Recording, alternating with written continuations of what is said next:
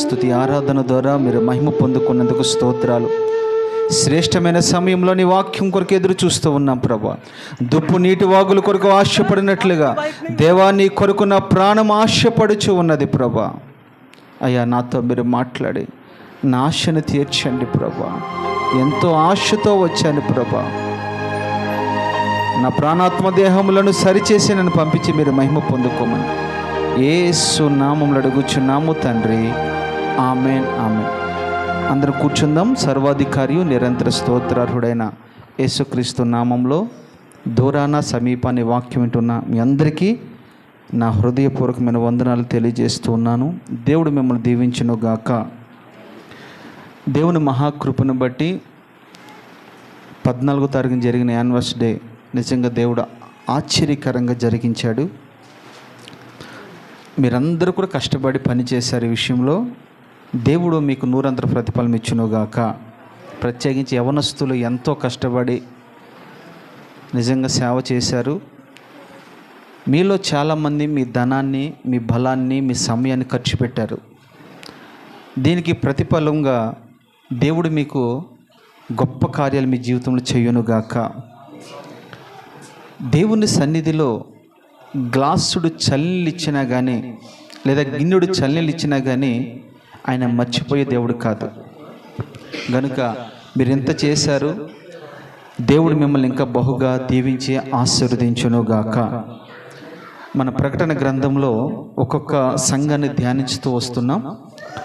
ఈరోజు 3వ సంఘమైన పెర్గమా సంఘం గురించి దేవుడు మనతో మాట్లాడడానికి ఇష్టపడుతూ ఉన్నాడు. పెర్గము అన్న మాటకు అర్థం ఏంటంటే గోపురము లేదా ప్రాకారము అని అర్థం. గోపురము లేదా ప్రాకారమును అర్థం.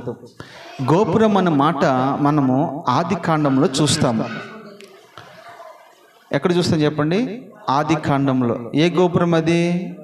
అది బాబేలు గోపురం. బాబేలు గోపురము చాలా పెద్దగా ఉంది. ఈ రోజున గోపురం లాంటి మందిరాలు మనకు అక్కడక్కడ కనపడుతూ ఉంటాయి. వాస్తవానికి మనకి కనపడవలసింది లేదా దేవుడు చూసేది ఏదంటే ఆత్మీయతలో ఉన్నతమైన అనుభవంలోకి మనం ఎదగాలి. మందిరాలు గోపురంగా ఉంటే ఉపయోగం లేదు. మందిరాలు వెడల్పుగా ఉంటే ఉపయోగం లేదు. మందిరాలు పెద్దగా ఉంటే ఉపయోగం లేదు. మందిరాలు ఏవేవి రకరకాల ఇన్స్ట్రుమెంట్ ఉంటే ఉపయోగం లేదు. కానీ ఆ మందిరంలో నీవు మాత్రము ఒక ఉన్నతమైన గోపురపు అనుభవం కలిగి మనం ఉండాలి. అబ్రహాముని మీరు చూస్తే విశ్వాసంలో ఉన్నతమైన అనుభవంలో ఉన్నాడు. దానియేలుని మీరు చూస్తే ప్రార్థన జీవితంలో ఉన్నతమైన అనుభవంలో ఉన్నాడు. కానాన స్త్రీ గాని చూస్తే విశ్వాసంలో ఉన్నతమైన అనుభవంలో ఉంది. అపోస్తలుడైన పౌలును మనం చూస్తే మండుచున్న సంఘాలు కట్టే విషయంలో, సువార్తను ప్రకటించే విషయంలో ఉన్నతమైన అనుభవంలో ఉన్నాడు. ఇలా మనం చెప్పుకుంటూ ఉంటే మన పితరులు, మన పూర్వీకులు ఆధ్యాత్మికంగా ఉన్నతమైన అనుభవంలో ఉన్నారు. సంఘంలో నీవు నేను కూడా గోపురపు అనుభవంలోకి మనం ఎదగాలి. అంటే పర్వతపు అనుభవంలోకి మనం ఎదగాలి. కనుక ఈ విషయాన్ని మీరు గమనించాలి. రెండవదిగా ప్రాకారము. ప్రాకారము అని అంటే మీకు తెలుసు కదా, ప్రహారీ గోడ అనుకోండి. మనం కూడా సంఘానికి, సంఘంలో ఉన్న బిడ్డలకి మనం ఎలాగుండాలంటే ఒక ప్రాకారముగా ఉండాలి. వారికి ఏదైనా బాధ, ఏదైనా నష్టము, ఏదైనా కష్టం వచ్చినప్పుడు సంఘము వారి నిమిత్తము ప్రార్థన అనే ప్రాకారంగా మనం ఉండేటట్టుగా ఉండాలి. వారిని ధైర్యపరిచేవారుగా మనం ఉండాలి. ఇలాంటి అనుభవాలు పెర్గమ సంఘంలో ఉన్నాయి. ఈ పెర్గమ సంఘము మంచి ఆత్మ సంబంధమైన సంఘమే. కానీ మొదట్లో అద్భుతంగా వీరు ఆత్మీయ జీవితం చేశారు. కానీ కాలక్రమేణా వారు శారీరకంగా ముగించడం జరిగింది. కొన్ని విషయాలు ప్రభు వీరిలో తప్పులు పట్టాడు. 4 విషయాలు తప్పులు పట్టాడు. అయితే వాస్తవానికి ఈ పెర్గమని అనే ప్రాంతం అంతా కూడా విగ్రహాలతో నింపబడింది. విగ్రహ గుళ్ళతో నింపబడింది. ఈ పెర్గమ సంఘము లోకంతో రాజీ పడిపోయింది. లోకంతో రాజీ పడిపోయి లోకంతో స్నేహం చేసి లోకంతో ప్రయాణం చేస్తూ ఉంది. ఒక మాటలో చెప్పాలంటే ఈ పెర్గమ అనే ప్రాంతం అంతా కూడా మనుషుల్ని పూజించే ప్రాంతం. అది ఆయన పేరు ఇక్లోయస్ అనే ఒక చక్రవర్తి ఉన్నాడు. ఈయన్ని బాగా పూజించేవారు. ఈ సంఘము ఎదుట ఒక పెద్ద బలిపీఠం ఉంటుంది. ఆ బలిపీఠంలో 24 hours ధూపం వేయబడుతూ ఉంటుంది. అక్కడ విగ్రహాలు ఎక్కువ గనుక, విగ్రహగుళ్ళు ఎక్కువ గనుక, విగ్రహాలుదుగులు ఎక్కువ గనుక ఈ క్రైస్తవులు వారితో సహవాసం చేసి వారితో మమేకమవుతూ ఉండేవారు. వారితో రాజీ పడిపోయారు. ఈ రోజుల్లో క్రైస్తవ్యం చూస్తే లోకంతో రాజీ పడిపోతున్న పరిస్థితి. లోక సాంప్రదాయాలతో రాజీ పడిపోతున్నారు. లోక పద్ధతులతో రాజీ పడిపోతూ ఉన్నారు. లోక ఆచారాలతో రాజీ పడిపోతూ ఉన్నారు. లోకస్తులు చేసినట్లుగానే క్రైస్తవ్యం చేస్తూ వస్తుంది. తస్మాత్ జాగ్రత్త. ఈ విషయంలో ప్రభు సూటిగా మనతోనే మాట్లాడుతూ ఉన్నాడు. నిన్ను లోకంలో నుంచి, పాపంలో నుంచి ప్రత్యేకపరిచిన తర్వాత నువ్వు పొరపాటున ఇంకా లోకం వైపు చూడడం కానీ, లోకంతో సహవాసం చేయటం కానీ, లోకంతో రాజీ పడటం కానీ మన జీవితంలో పొరపాటున ఉండకూడదు. అవన్నీ సిలువేయబడ్డాయి. అవన్నీ యేసుక్రీస్తు ప్రభు తన రక్తం చేత కడిగి వేసిపడ్డాడు. తిరిగి మనము అదే స్థితిలోకి వెళ్ళిపోతే చాలా ప్రమాదం పొంచి ఉందని ప్రభు పేట మీకు మనవి చేస్తూ ఉన్నాను. నీతిమంతుడే రక్షించబడుట దుర్లభమైతే అనీతిమంతుడు, భక్తిహీనుడు ఎక్కడున్నాడు చెప్పండి? ఇంత తెలిసిన మనమే ఒకవేళ అలాంటి పరిస్థితులకు వెళ్ళిపోతే మనల్ని పొరపాటు రక్షించడానికి మరొకరు రాడు. ఈ పెర్గమ సంఘములో నుంచి మన సంఘానికి, లేదా ఈ వాక్యం వింటూ ఉన్న ప్రతి ఒక్కరితో నా దేవుడు ఏం మాట్లాడుతున్నాడంటే, మనము కూడా లోకంతో రాజీ పడకూడదు. మనం లోకంలోనే ఉన్నాం, లోకంలోనే జీవిస్తున్నాం, లోకంలోనే బ్రతుకుతున్నాం. అయినా లోక మాలిన్యం అంటకుండగా ఎప్పటికప్పుడే నిన్ను నీవు, నన్ను నేను ప్రత్యేకపరుచుకునేవారుగా ఉందుముగాక. ఉదాహరణకు ఒక మాట చెప్తాను మీకు. తామర పుష్పం మీకు బాగా తెలుసు. అది బురదలోనే పుడుతుంది, బురదలోనే పెరిగిద్ది. కానీ దానికి ఎప్పుడైనా బురద అందిద్దా? అంటదు. తను కాపాడుకుంటూ ఉంటుంది. అది ఎక్కడుంది అంటే బురదలో ఉంది. మరి దానికి బురద ఎందుకు పడట్లేదు? తనకు బురద అంటకుండగా తను కాపాడుకుంటూ భద్రం చేసుకుంటూ వచ్చింది. రెండవదిగా మీరు చూస్తే మట్టి పురుగు బాగా తెలుసు మీకు. మట్టి పురుగు మట్టిలో ఉంటుంది, కానీ దానికి పొరపాటున మట్టి అంటది. మనం చాలాసార్లు చెప్తూ ఉంటాం, అయ్యా లోకం కదయ్యా, తప్పదు కదా కొన్ని పరిస్థితుల్లో. ఇవన్నీ మనకి దేవుడు ఎందుకు రాసిపెట్టాడు బైబిల్ అంటే, మీకు ఇంకో మాట చెప్తాను. దుప్పుని మీకు బాగా తెలుసు కదా. దుప్పు ఎప్పుడు కూడా చాలా నీట్గా ఉంటుంది, చాలా శుభ్రంగా ఉంటుంది. ఎందుకు తెలుసా? దాని దాగు చోటు నీళ్లు మాత్రమే. సింహము కానీ, చిరతపులు కానీ దాన్ని వెంటాడి దాన్ని చంపాలని ప్రయత్నం చేసినప్పుడు దాని దాగు చోటు ఏదైనా ఉందంటే అది నీళ్లు మాత్రమే.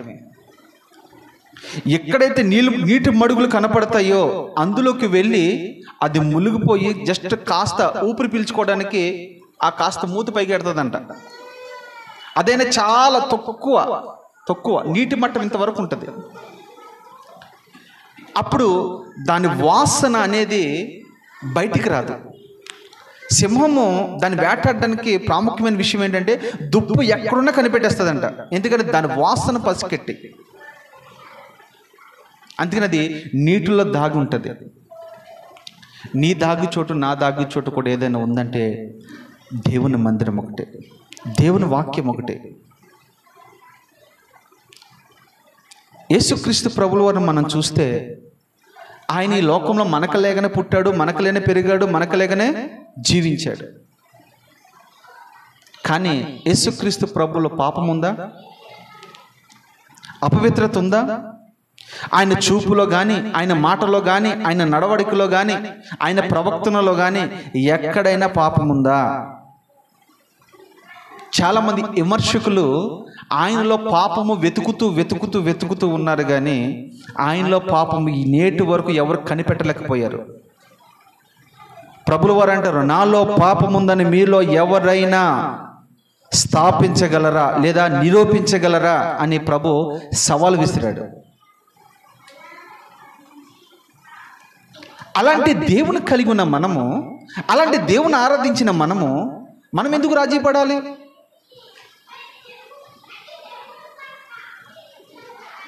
యేసేపుని మీరు చూడండి. యేసేపు పవిత్రుడిగా బ్రతకలేదా? షడ్రక్ మేషక్ అబేద్నెగోలు పవిత్రంగా బ్రతకలేదా? దానియేలు పవిత్రంగా బ్రతకలేదా? వీళ్ళు మనలాంటి మనుషులే కదా. మనం ఎందుకు బ్రతకలేకపోతున్నాం? ఒకటి, మనం బ్రతకలేకపోతున్నామనంటే నువ్వు దేవుళ్ళో గడిపే దానికంటే కూడా చెప్పండి, లోకంతో ఎక్కువ గడుపుతున్నావు. కేవలం ఆదివారం 1-2 గంటలు మాత్రమే నువ్వు దేవునితో గడుపుతున్నావేమో. అయితే నువ్వు లోకాన్ని జయించలేవు, పాపాన్ని జయించలేవు, నీ శరీరం నువ్వు జయించలేవు. ఇప్పుడున్న సిచ్యువేషన్లో లేదా ఇప్పుడున్న పరిస్థితిలో లోకాన్ని మనం జయించాలంటే నువ్వు ఎక్కువగా వాక్యాన్ని ధ్యానించేవాడుగా ఉండాలి, వాక్యాన్ని వినేవాడుగా ఉండాలి. ఎక్కువగా నువ్వు ప్రార్థనలో గడిపితే తప్ప మనం అంత ఈజీగా లోకాన్ని జయించలేము. ఒక్క ఆదివారం 2 గంటల్లో వచ్చినంత మాత్రాన నువ్వు లోకాన్ని జయించడం అనేది అది నీ అవివేకము లేదా నీ మూర్ఖత్వం లేదా నీ భ్రమని చెప్తూ ఉంటాను. యేసు తను కాపాడుకోవడానికి, యేసుక్రీస్తు ప్రభు తను కాపాడుకోవడానికి వారు ఉదయమంతా ప్రకటన చేసేవారు, రాత్రంతా ప్రార్థనలు గడిపేవారు. దానియేలు పాపమాలిన్యం అంటకుండా ఉండడానికి తను ఎప్పుడు కూడా ప్రార్థనలు గడిపేవాడు. అందుకనే శుక్రవారము ఉపవాస కూడికలు, ఉజ్జీవ కూడికలు, స్త్రీల కూడికలు, యవనస్తుల కూడికలు ఎందుకు పెడతారనుకున్నారు సేవకులు? వాళ్ళకేదో పని పాట లేక కాదు, మనల్ని మరింతగా ఆత్మీయతలో ఎదిగింప చేయడానికి చాలా ఉపయోగపడుతుందని ఇవన్నీ పెడుతూ ఉంటారు. దయచేసి మీరు రండి.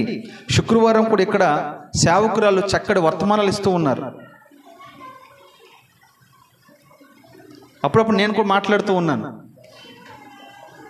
జస్ట్ 8 గంటలకు మీరు వచ్చినా పర్లేదు, 8-9:30 వరకు క్లోజ్ అయిపోతుంది. మీ పనులను ముగించుకోండి. దేవుని సన్నిధిలో ఎక్కువ గడపడానికి కడవరి దినాల్లో ప్రయత్నం చేయండి. లోకంలో గడిపే దానికంటే సినిమాల దగ్గర, సీరియల్ దగ్గర, లోకస్తుల దగ్గర మనం గడిపే దానికంటే ఎక్కువగా దేవుని మందిరం గడపడానికి ప్రయత్నాలు చేయండి. మనం ప్రయత్నం చేస్తేనే కదా రాగలం. డ్యూటీ విషయంలో ఎంత ఖచ్చితంగా ఉంటామో, పిల్లలకు స్కూల్ విషయంలో ఎంత ఖచ్చితంగా ఉంటామో, పిల్లల కాలేజీ విషయంలో ఎంత ఖచ్చితంగా ఉంటామో, దేవుని మందిరంలో కూడా దానికంటే ఖచ్చితంగా ఉండాలి. ఈ పెర్గమ సంఘము రాజీ పడిన సంఘం. ఒకవేళ రాజీ పడిపోతున్నావేమో, ఇక్కడ నుండి నువ్వు ఒక ప్రత్యేకమైన అనుభవంలో ఎదగాలని ప్రభు పేట మీకు మనవి చేస్తూ ఉన్నాను. ఈ ప్రకటన గ్రంథంలో ఈ యొక్క సంఘాల గురించి ప్రభు ఎందుకు బోధిస్తున్నాడంటే, నేటి సంఘాలు ఇలాంటి పరిస్థితి వాతావరణం కనబడుతూ ఉన్నాయి.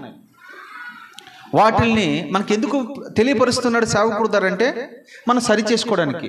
అందుకనే ప్రభు అంటాడు, ఇదిగో నా వాక్కును పంపి వారిని నేను బాగు చేయదును. దేవుని వాక్యం మన వద్దకు వస్తున్నప్పుడు దేవుడు నాతోనే మాట్లాడాడు అని నువ్వు సరి చేసుకోవాలి. ఇది ఎవరికో అనుకోకూడదు. ఇక్కడ దరిదాపుగా 1 అవర్ నేను మెసేజ్ ఇచ్చినప్పుడు ఈ 1 hour మెసేజ్లో ఏదో ఒక మాట నీకు సంబంధించినవి ఉంటాయి. అవి మనం సరి చేసుకోవాలి కానీ విడిచిపెట్టకూడదు. ఎందుకంటే ఒక రోజున ఈ మాటలు నిన్ను ప్రభావితం చేస్తాయి. దేవుని మాట జీవపు మూట. ఒక మాటలో చెప్పాలంటే వజ్రాల మూట అది. ఈ మధ్య కాలంలో టీవీలో విన్నాను, ఎక్కడో కానీ వాళ్ళకి వజ్రాలు దొరికినాయంట. ఎక్కడ? కర్నూలు దగ్గర. వాళ్ళు పొలం పని చేసుకునే వాళ్ళట. పొలం పని చేసుకుంటూ వెళ్తూ ఉంటే మరి ఎందుకు అక్కడ దొరుకుతున్న వజ్రాలు మనకి ఇక్కడ దొరకట్లే, అక్కడ దొరుకుతున్నాయంట. వాళ్ళు ఏంటంటే పొద్దున్నే వెళ్ళిపోతారంట, వెళ్ళిపోయి పనులు చేసుకుంటూ ఉంటారంట. పనులు చేసుకుంటూ రాళ్ళు ఏరుకుంటే వాళ్ళకి కంపల్సరిగా ప్రతి ఏటా ఇలా జరుగుతుందంట, వర్షం పడినప్పుడు. అంతేనా? అక్కడ ఒక పేద రైతుకి ఒక వజ్రం దొరికిందట. దొరికితే హడావిడిగా సంతోషం పట్టలేక వెంటనే వెళ్ళి వజ్రాల షాప్ దగ్గరికి వెళ్ళాడట, వజ్రాల వ్యాపారి దగ్గరికి వెళ్ళాడట. వెళ్ళిన తర్వాత ఆ వజ్రం ఇచ్చిన వెంటనే అతనికి ఎన్నో కాసులు కానీ నాకు తెలియదు కానీ కొంత బంగారం ఇచ్చాడంట, కొంత డబ్బు ఇచ్చాడట. అంటే వీడికి ఇచ్చింది చాలా తక్కువే కానీ వాడు అమ్ముకుంటే, కానీ వాడికి ఇచ్చితే చాలు. అంటే ఒక వజ్రమే ఆ పేద రైతు జీవితం మార్చినప్పుడు, వజ్రము కంటే విలువైన నా దేవుని మాట నీ బ్రతుకును మార్చలేదా? నీ జీవితాన్ని మార్చలేదా? నీ కుటుంబాన్ని కట్టలేదా? నీ పరిస్థితిని చక్కదిద్దలేదా? ఎందుకు చేయలేకపోతుంది ఆయన వాక్యం మన జీవితంలో? ఆయన అదే అంటాడు. ప్రకటన గ్రంథంలో మీరు చూస్తే, ఇదిగో తలుపు యొద్దకు వచ్చి నేను తలుపు తట్టుతూ ఉన్నాను, ఎవరైనను నా స్వరము విని తలుపు తెరిస్తే వారిలోనికి నేను వెళ్ళి వారితో కలిసి నేను భోజనం చేస్తాను. అంటే ఈ మాట కన్నా అర్థం ఏంటి? ఎవరైనా నా మాట విని స్పందిస్తే, వాళ్ళ హృదయమైన తలుపులు తెరిస్తే, దేవుడు బలవంతంగా రాడండి. మళ్ళా చెప్తున్నాను, దేవుడు బలవంతంగా మనలోకి రాడు. మనం ఏం చేయాలి తెలుసా? మనస్ఫూర్తిగా ప్రేమతో. ఎవరైనా చుట్టాలను ఎలాగ ఆహ్వానిస్తారు మీరు ఇంట్లోనికి? అలాగే యేసయ్య తన వాక్యాన్ని మనలోనికి ఆహ్వానించినప్పుడు ఆయన మనలోనికి వచ్చి భోజనం చేస్తాడంట. ఏం భోజనం చేస్తాడైనా చెప్పాలమ్మా? మీ ఇంట్లో పెట్టుకున్న దమ్ బిర్యానీ తింటాడా? మటన్ బిర్యానీ తింటాడా?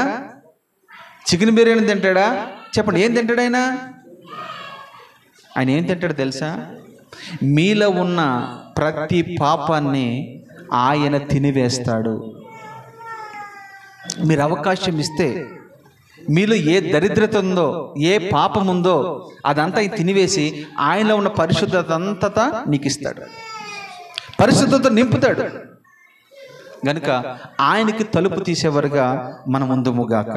ఇప్పుడు మన వాక్యం చదువుకుందాం. మీ పరిశుద్ధమైన గ్రంథాలు తెరవండి. ప్రకటన గ్రంథం 2వ అధ్యాయము 12. పెర్గములోనున్న సంఘపు దూతకు ఇలాగూ రాయము, వాడి అయిన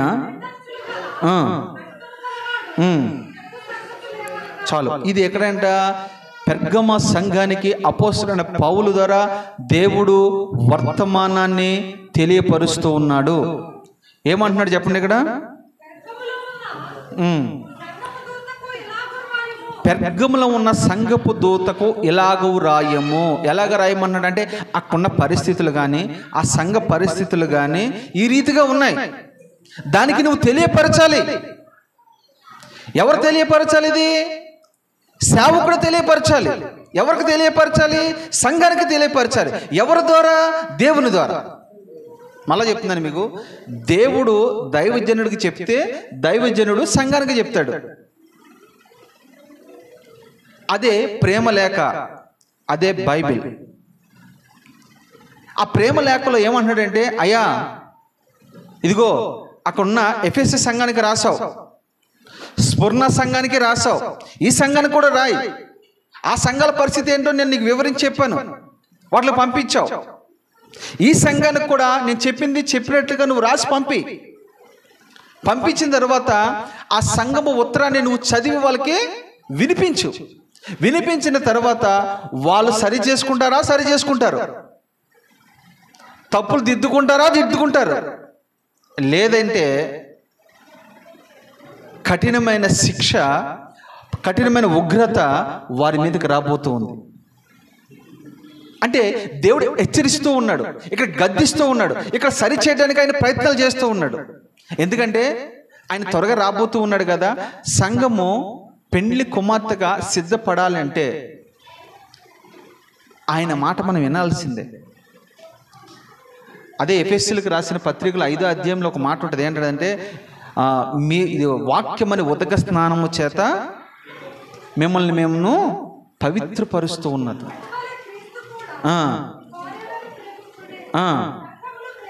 సంఘమును ప్రేమించి, అది ఈ మాట గుర్తుపెట్టుకుని, కలంకమైనను ముడతైనను అట్టిది మరి ఏదైనను లేక పరిశుద్ధమైనదిగాను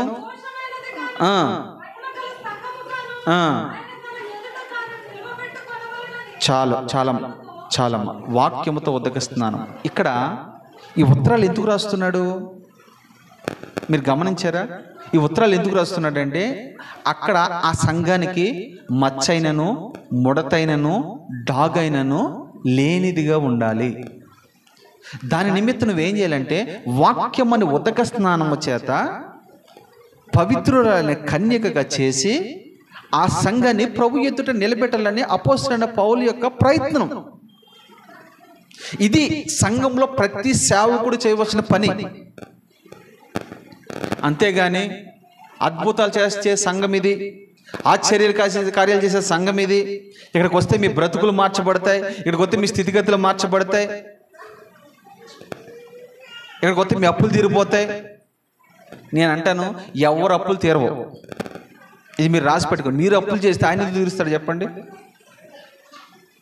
మీరు అప్పులు చేసుకుని మీరు క్రెడిట్ కార్డులు, డెబిట్ కార్డులు, వగరు ఏ అయితే ఉన్నాయో అవన్నీ ఖర్చు పెట్టి అప్పు చేసి ప్రభు దగ్గరికి వచ్చి ప్రభుని అప్పులు తీర్చమని తీరుస్తాడా?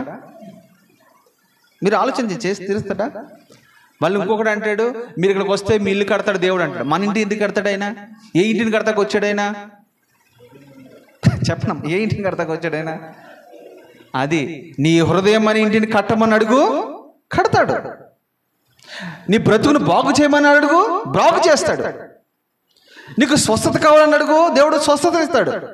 అంతేగాని లేనిపోని దెయ్యపు బోధలు బోధిస్తూ ఉన్న సేవకులు ఎంతోమంది లోకంలో కనబడుతూ ఉన్నారు. అసలు ప్రాముఖ్యంగా సేవకుడు సంఘాన్ని, అపోస్తలుడైన పౌలు ఎఫెసీ సంఘాన్ని ఏ రీతిగా అయితే సరి చేస్తున్నాడో ఆ రీతిగా సరి చేయాలి అంతే. మచ్చ డాగు ముడత లేని సంఘముగా తీర్చడమే సేవకుని పని. ఇంక వేరేది ఏమీ లేదు. ఇంక వేరే ఎక్స్ట్రా పనులు చేయకూడదు, ఎక్స్ట్రాలు మాట్లాడకూడదు. ప్రభు ఏది చెప్పాడో అదే మేము చెప్పాలి తప్ప మా సొంత మాటలు చెప్పి ఏది కాసేపు నవ్వించి కవ్విస్తే ఈ రూమ్ సరిపోదు. అలాంటి వారికి అది మనకు కావాల్సింది, అలాంటి సేవకుల దగ్గరికి అది మనం వెళ్ళవలసింది. ఒకవేళ నువ్వు వెళ్ళావనుకో, నవ్వుకుంటూ ఎంతకాలం నవ్వుకుంటావు? ఎంతకాలం ఎంజాయ్ చేస్తావు? ఒకరోజు రానే వస్తుంది. అప్పుడు ఈ పరిస్థితి ఎలాగుంటుందో నువ్వు ఆలోచన చేయి. ఇక్కడ ఈ పెర్గమ సంఘానికి ఒక ఉత్తరం రాయమని చెప్తూ ఉన్నాడు. రాసి చెప్పు, మళ్ళీ చదవమ్మా.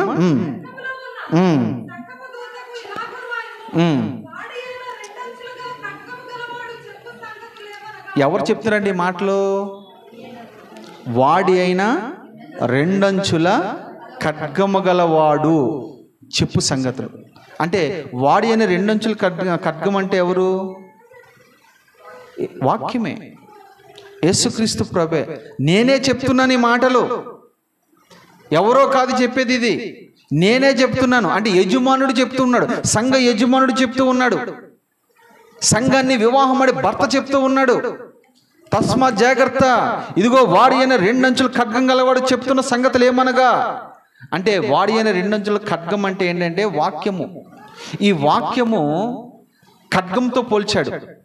ఖడ్గం ఉన్న గుణం ఏంటంటే అది లోపలికి దూరి ప్రాణాత్మ దేహములను విభజిస్తూ ఉంటుంది, వేరు చేస్తూ ఉంటుంది. ప్రాణము ఆత్మతో అంటకట్టబడి ఉంది. దాన్ని వేరు చేయాలంటే వాక్యం అనే ఖడ్గం మనలోనికి రావాల్సిందే. అంటే ప్రాణము ఆత్మ అంటే ఏంటి? ఈ ప్రాణానికున్న గుణం ఏంటి? ఆత్మకున్న గుణం ఏంటి? ఈ ప్రాణం ఏ కాడికి ఏమంటే తెలుసా? నా ప్రాణమా తినుము, తాగుము, సుఖించుము, రాజీ పడుము, ఎంజాయ్ చేయి అని అంటూ ఉంటుంది. కానీ ఆత్మ అంటదా? అమ్మో అట్లా చేయకూడదు. మనం దేవుని బిడ్డలం. దేవుడు నీ కొరకు రక్తం చిందించాడు, ఆయన నీ కొరకు సిలువ వేయబడ్డాడు, ఆయన నీ కొరకు ప్రాణం పెట్టాడు అని ఈ ఆత్మ ప్రాణంతో చెప్తూ ఉంటుంది. వీళ్ళిద్దరికి రోజు గొడవే.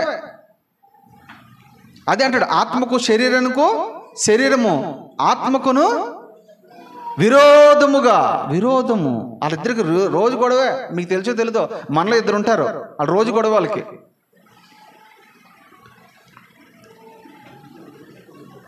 ఆత్మ అంటది పొద్దున్న లేచి ప్రార్థన చేసుకో అంటది.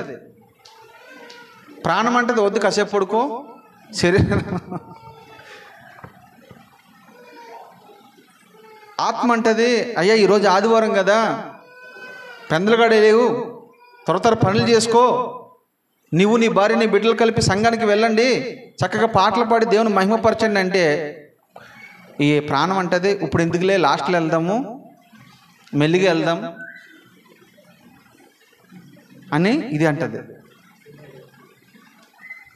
మరొక ప్రాణం అంటది, కొంతమంది ప్రాణాలు మొన్న యానివర్సరీ డే అయింది కదా, రాత్రి అంతా కష్టపడి ఒళ్ళంతా అలసిపోయింది, ఇప్పుడు వెళ్ళకపోతే అంత ఇబ్బంది ఏముంది, ఇది ఈ రకంగా. ఇంకొక ప్రాణం అంటది ప్రతి ఆదివారం వెళ్ళాలా, ఇదేం డ్యూటీ ఏంటిది, ఏం డబ్బులు వస్తాయి నీకు, వెళ్తే జీతం వస్తుందా నీకు, అవునే కదా నేను చెప్పిన అన్ని. ఇంకో ప్రాణం ఇలాగంటది,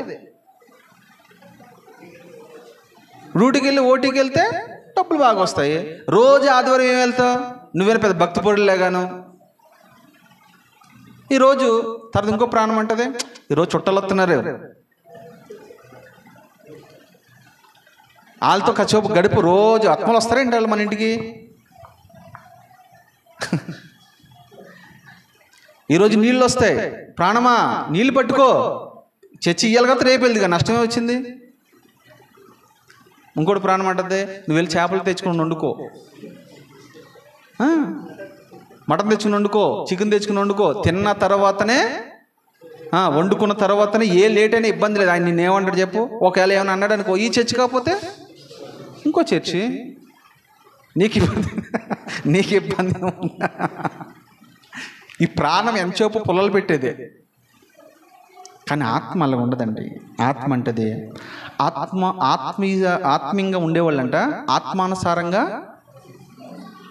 చెప్పండి, ఆత్మానుసారంగా ఆలోచన చేస్తారట, ఆత్మానుసారంగా నడుస్తారంట, ఆత్మానుసారంగా మాట్లాడతారంట, ఆత్మానుసారంగా ప్రవర్తిస్తారంట. ఇంతకే మనం ఈ రెండు గుంపుల్లో ఏ గుంపుకు చెందిన వాళ్ళు మనము? నేను మిమ్మల్ని కొంచెం బాధ పెడుతున్నాను, మీరు ఏం అనుకోవద్దు. ఎందుకు ఈ విషయం చెప్తానంటే చెప్పడం నా బాధ్యత. ఎందుకంటే ఒకరోజు నీ విలువైన మాటలు మీరు పడిపోయినప్పుడు మీకు అర్థమవుతూ ఉంటుంది, నష్టంలోకి వెళ్ళిపోతున్నప్పుడు మీకు అర్థమవుతూ ఉంటాయి. ప్రేమగా చెప్తున్న మాటలు ఇవి, అంతేగాని వేరే ఉద్దేశంగా నేను ఎవరితో చెప్పను, ఏమీ చెప్పను కూడా. ఎందుకంటే నీవు నేను ఈ లోకంలో ఎంతకాలం బ్రతుకుతాం మనకు తెలియదమ్మా. బ్రతికిన కొన్ని దినాలైనా రోషం కలిగి బ్రతకాలి, రోషం కలిగిన ఆత్మీయ జీవితం చేయాలి. సంఘంలో నీకంటూ ఒక స్థానం ఉండాలి, సంఘంలో నీకంటూ ఒక ప్రత్యేకత ఉండాలి, సంఘంలో నీకంటూ ఒక గొప్ప సాక్ష్యం ఉండాలి. ఒకవేళ మనం వెడలిపోయిన తర్వాత కూడా పలానా ఆంటీ ఉండేది, పలానా అక్క ఉండేది, పలానా అన్న ఉండేవాడు, పలానా చెల్లి ఉండేది, పలానా తమ్ముడు ఉండేవారు, నిజంగా ఉంటే వాళ్ళకన్నా మనం ఉండాలి అనే ఆ సాక్ష్యాన్ని బట్టి చాలామంది ప్రభావితం చెందుతారు. నువ్వు ఒక క్రొవ్వొత్తు లాంటి దానివి, నువ్వెప్పుడు వెలుగుతూ ఉండాలి, కరిగిపోతూ ఉండాలి, అనేక మందిని వెలిగించేదానిగా ఉండాలి. సంఘం అంటే ఏంటి తెలుసా? ఈ లోకం అంత చీకటి, సంఘము వెలుగు. మన వెలుగు సంబంధులం, చీకటి సంబంధులం కాదు. ఎవరితో మట్టి వాళ్ళతో స్నేహం చేయకూడదు, ఎవరితో మట్టి వాళ్ళతో మాట్లాడకూడదు. ఎందుకంటే నువ్వు ప్రత్యేకమైన దానివి. మనం రాజులని యాజక సమూహము, చీకటిలో నుంచి ఆశ్చర్యకరమైన వెలుగులో నుంచి మనము ప్రత్యేకించబడిన నీవు మళ్ళీ వాళ్ళతో రాజీ పడతావా?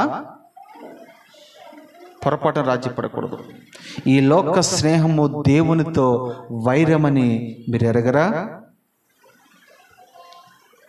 లోకంతో స్నేహం చేసే ప్రతి ఒక్కడు కూడా దేవునితో వైరాగ్యం కలిగిన వాడే, దేవునికి విరోధులు ఆయన ఏం చేస్తాడు చెప్పండి?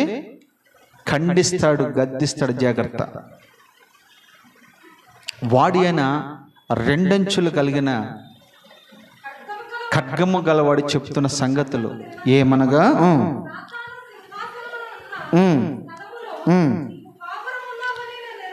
ఆహా, ఈ మాట పట్టుకున్నాం. ఇది మొదటి పాయింట్. మనం ఎక్కడ నివాసం చేస్తున్నాం? ఆ సంఘం ఎక్కడ నివాసం చేస్తుందంట? సాతాను సింహాసనం ఉన్న స్థలంలో నువ్వు కాపురం ఉన్నావు. ఏ సంఘం కాపురం ఉంది అక్కడ? ఇందాక మీకు మొదట్లో చెప్పాను, ఆ పట్టణం అంతా కూడా విగ్రహాలతో నింపబడిన ప్రాంతం. అది విగ్రహాల గుళ్ళతో నింపబడిన ప్రాంతము. అది సాతానికి నివాస స్థలము, సాతాను నివసించే స్థలం. అది సాతాను సింహాసనం ఉన్న స్థలం. అది ఆ స్థలంలో సంఘం ఉంది. మనము కూడా ఇప్పుడు మనం చూస్తే మన భారతదేశంలో, ప్రత్యేకించి మన తెలంగాణ ప్రాంతంలో ఉంటున్నాము. ఈ ప్రాంతం అంతా మీరు చూస్తే ఎక్కడ చూసిన విగ్రహారాధనే, ఎక్కడ చూసిన విగ్రహాల గుళ్ళే. వారి మధ్యలో మనం కూడా ఉంటున్నాం, వారి మధ్యలో మనం కూడా నివాసం చేస్తున్నాం. ఎందుకు వారి మధ్యన దేవుడు మనల్ని పెట్టాడు? ఒక మాట ఉంటుంది పరమగీతలో, జల్దారు వృక్షం అంట. ఎట్లా ఉందంట మాట చదవండి ఒకసారి.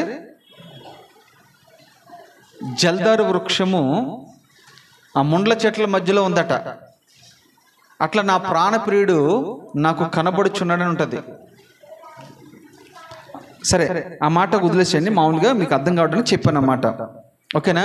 మనము ఈ లోకములో విగ్రహాల మధ్యన, విగ్రహారాధన చేసేవారి మధ్యన, లోకస్తుల మధ్యన మనం ఉంటూ ఉన్నాం.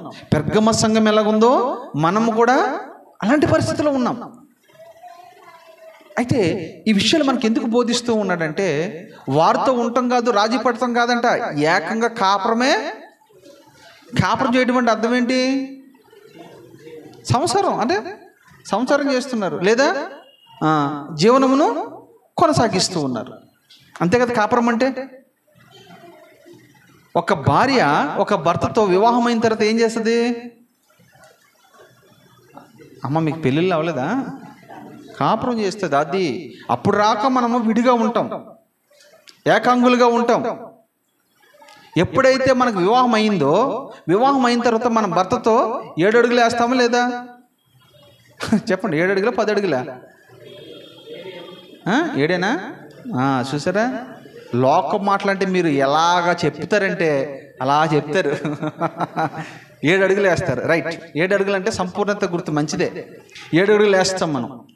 ఆయనతో కలిసి తింటాం, కలిసి పడుకుంటాం, కలిసి తిరుగుతాం, కలిసి నడుస్తాం. అవును కదా? కాపురం అంటే అంతే.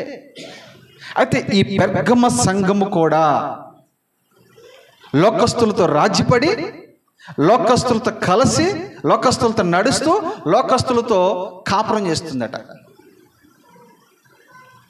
నేను అంటాను, నువ్వు లోకంలో నుంచి వేరుపడిన తర్వాత, నువ్వు బాప్తిసం తీసుకున్న తర్వాత, నువ్వు రక్షణ పొందిన తర్వాత, నేను ఈ మధ్యకాలంలో కొన్ని విషయాలు కొంతమంది గురించి విన్నాను. వాళ్ళు బాప్తిసం తీసుకున్న తర్వాత రాజీపడి విగ్రహారాధనకి వెళ్ళిపోయారట. వారు బాప్తిసం తీసుకున్న తర్వాత త్రాగుడు తాగుతూ ఉన్నారు. వాళ్ళు బాప్తిసం తీసుకున్న తర్వాత భయంకరమైన పరిస్థితులకు వెళ్ళిపోతూ ఉన్నారట. ప్రసాదాలు తినేస్తూ ఉన్నారట. ఎందుకు విషయాలు చెప్తున్నాను నేను? వాళ్ళు అలా మారిపోవడానికి కారణం ఏంటంటే, నేను అంటాను, వాళ్ళ సంఘ కాపరే. సంఘ కాపరి సరైన రీతిలో ఉంటే, సరైన ఉపదేశాన్ని ఇస్తే వాళ్ళు ఎందుకు అలా పాడైపోతారు చెప్పండి? ఇప్పుడు పిల్లలు చెడిపోవడానికి కారణం ఎవరు? అవునా కదా? అందుకనే సామెతలు ఏముంటుంది? బాలుడు నడవలసిన త్రోవలో పెద్దవాడైన తర్వాత అది. మీరు వస్తున్నప్పుడు మీ పిల్లల్ని తీసుకొస్తున్నారు, చాలా హ్యాపీగా ఫీల్ అవుతాను. ఏదో కొంచెం అల్లరి చేస్తారు, ఇబ్బంది పడతాను, కానీ నేను అప్పుడప్పుడు వాళ్ళు ఇలా దేవుని సన్నిధిలో ఎదగటం వల్ల ఒక రోజున వాళ్ళు ఒక సమూయేలులాగా మార్చబడతారు, ఒక రోజున వాళ్ళు ఒక మోషేలాగా మార్చబడతారు, ఒక రోజున వాళ్ళు యుక్త కుమార్తెలాగా మార్చబడతారు, ఒక రోజు వాళ్ళు ఎస్తేరు తల్లిలాగా మార్చబడతారు, ఒక రోజున ఒక యేసేపులాగా, ఒక దానియేలులాగా మార్చబడతారు. మీకు తెలియదు అది. మీరు ఈ రోజు పరిస్థితి చూడొద్దు మీరు. ఎందుకంటే ఈ సంఘము కాపురం చేస్తూ ఉందంట. కాపురము అనే మాటను మనం చూస్తే కొన్ని విషయాలు మనం ధ్యానం చేద్దాం కాపురం గురించి. ఆది కాండము 12వ అధ్యాయము 10వ వచనం. అప్పుడు ఆ దేశంలో కరువు వచ్చాను. ఆ దేశంలో అంటే ఎక్కడ? ఇది కానాను దేశంలో అనుకోండి. కానాను దేశం కరువు వచ్చింది.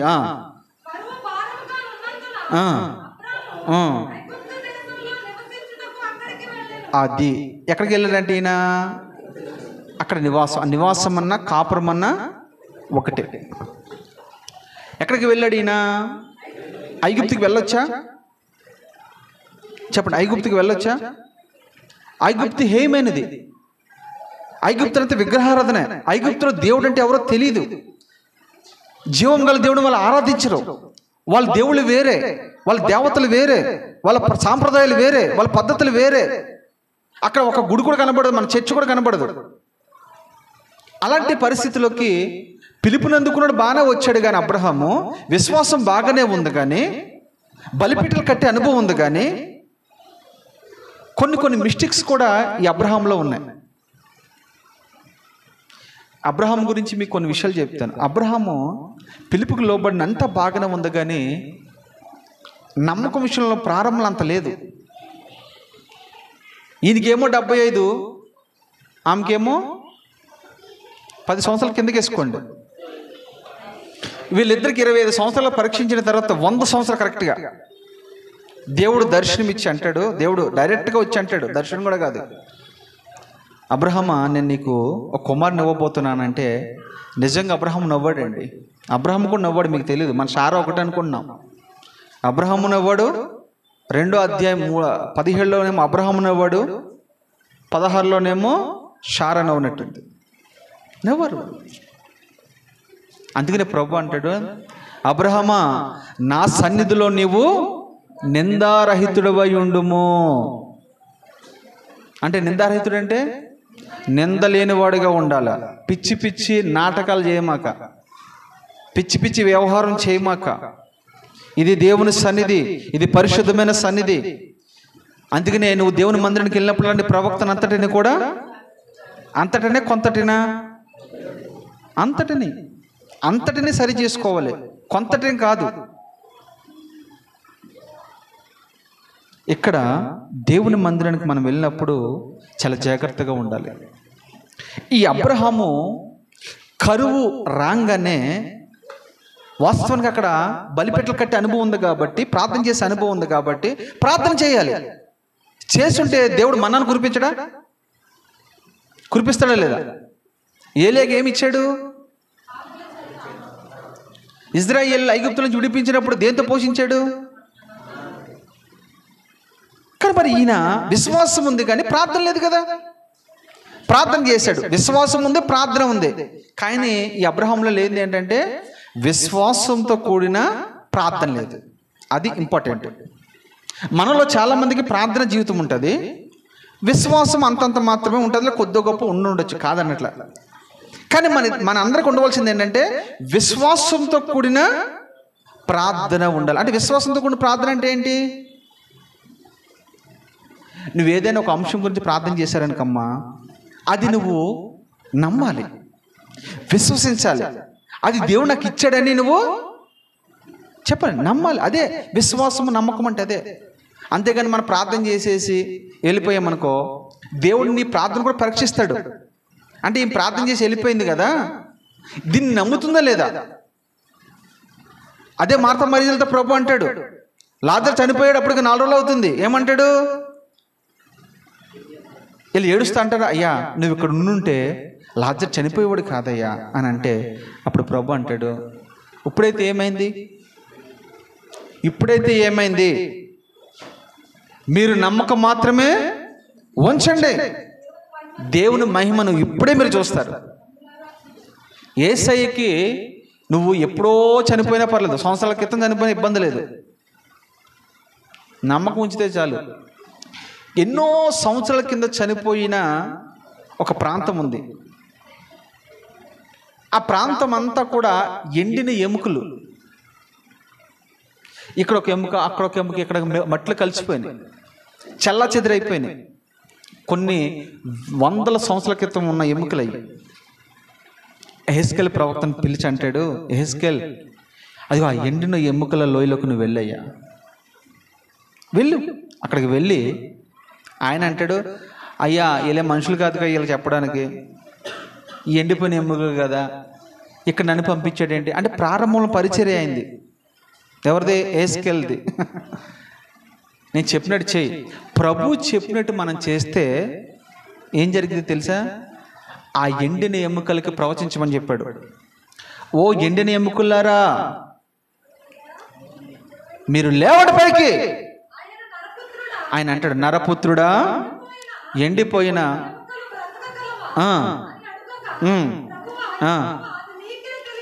ఇక్కడ చాలా తెలుగుగా మాట్లాడాడు. ఎవరు? అదే నన్ను అడుగుంటే నేను ఏమనేవాడిని తెలుసా? బ్రతుకుతే ప్రభా అనేవాడిని నేను. కానీ యేసుకేలు ఏమన్నాడు చెప్పండి? అయ్యా అది నీకే తెలియదు, అయ్యా నీకే తెలుసు, నీకు తెలియదు అనట్లేదు. అక్కడ ఏమన్నాడు? నీకే తెలుసు. ఎందుకని ఆ మాట అన్నాడు? ఆయన సమస్తము చేయడానికి సమర్థుడు, ఆయన ఏదైనా చేయటకు ఏదైనా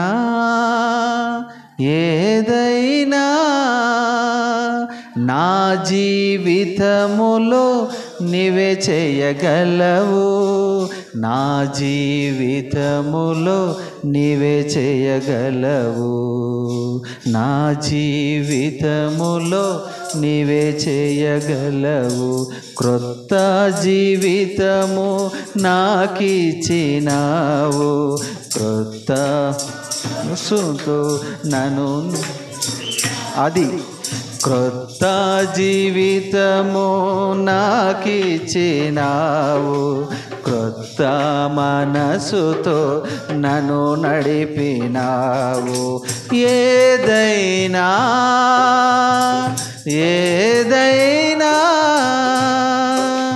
నా జీవితములో నీవే చేయి.